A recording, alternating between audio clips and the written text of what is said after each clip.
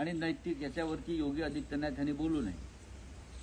त्यांचं राज्य किती नैतिकतेच्या पायावर उभं आहे जाऊन तिकडे तुम्ही पाहायला पाहिजे. ज्यांच्या राज्यामध्ये राम मंदिराच्या कामात भ्रष्टाचार झाला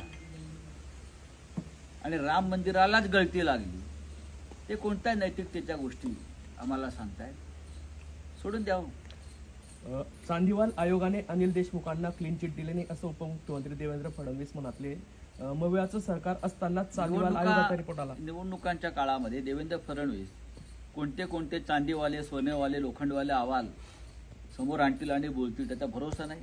यांच्या हातामध्ये गौतम अडाणीचा पैसा आहे आणि त्या पैशाचे हे बोल आहेत. पंकजा मुंडे म्हणतायत की मला हे मान्य नाही, बटेंगे तर बटेंगे. त्यांनी खरोखर जर बोलले असतील त्यामुळे तर मी त्यांचं स्वागत करतो. या महाराष्ट्रामध्ये ही भाषा चालणार नाही. महाराष्ट्र धर्म म्हणून आम्ही एक मानतो आणि त्या महाराष्ट्र धर्मात आम्ही सगळे लोक आहोत, सगळ्या जातीपातीचे लोक, धर्माचे लोक आहोत, ज्यांनी हा महाराष्ट्र घडवलेला आहे, निर्माण केलेला आहे. हा महाराष्ट्र निर्माण करताना शाहीर अमर शेख पासून शाहीर अण्णाभाऊ साठेपर्यंत असे अनेक सर्व जाती